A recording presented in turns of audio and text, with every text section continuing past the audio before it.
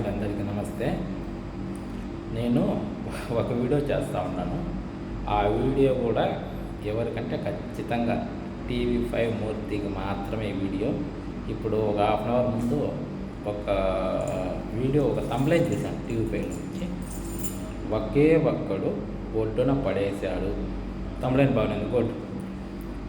మూర్తి నా వీడియోలో చూస్తానో లేదో నాకు తెలియదు, కానీ ఖచ్చితంగా నీకు ట్యాగ్ చేస్తాను, చూడు. మన ఆంధ్రప్రదేశ్ రాష్ట్రానికి ముఖ్యమంత్రులు ఎంతమంది? ఒకటో క్వశ్చన్. ఓకే. రెండో క్వశ్చన్, నువ్వు పని చేసేటప్పుడు జీతపత్యాలు తీసుకుంటానో లేదా? రెండో క్వశ్చన్.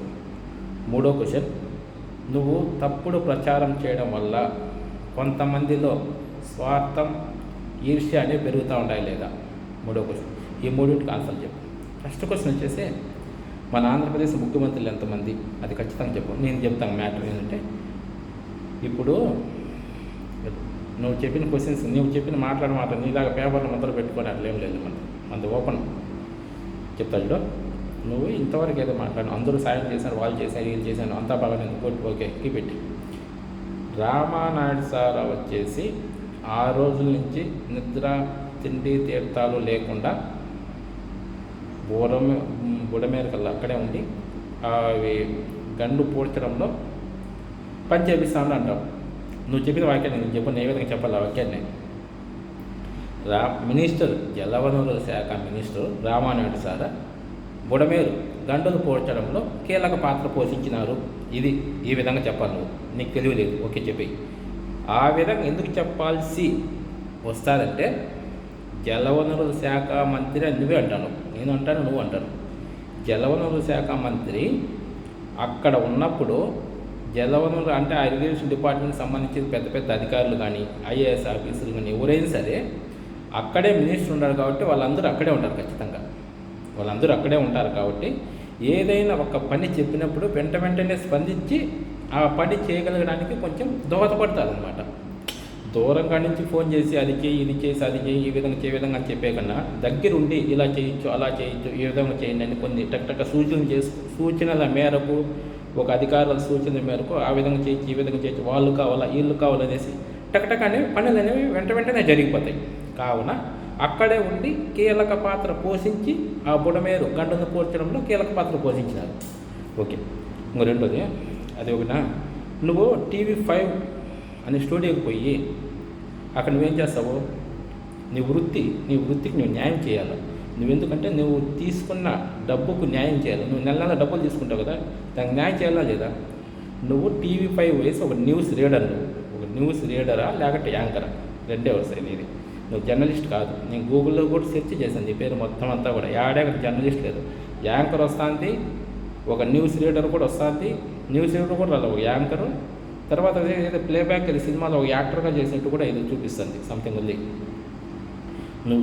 నువ్వు నెల తీసుకున్న డబ్బుకు న్యాయం చేయాలి కాబట్టి నువ్వు టీవీ5 స్టూడియోకి నువ్వు పోయి అక్కడే ఉండి ఆ వార్తలు చదివి నువ్వు ఇంటికి పోతాను.